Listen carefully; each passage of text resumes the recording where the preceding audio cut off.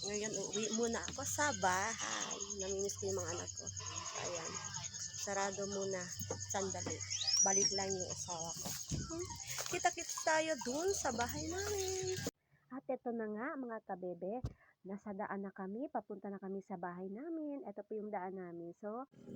So ayun nga, dumating na kami mga kabebe sa bahay namin. Ito pala yung bahay namin dito sa taas. Yan po, ayun. So papasok na po tayo kasi hinahanap ko yung mga anak ko. Hindi ko alam kung saan nagpunta, naglaya siguro. So ayan, pasok tayo sa loob sa aming bahay mga kabebe. Hinahanap ko talaga yung babae kong anak. Hindi ko alam kung saan nagpunta. So ayan, nandito lang pala sa kwarto mga kabebe. Ayan, tingnan nyo. Hindi niya alam na uuwi yung nanay niya. So yun na nga mga kabebe, nakmano na sa akin yung babae kong anak.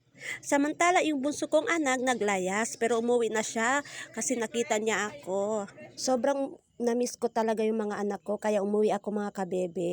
Sobrang love na love ko talaga yung mga anak ko mga kabebe. So hanggang dito muna, sana nag-enjoy kayo sa videos.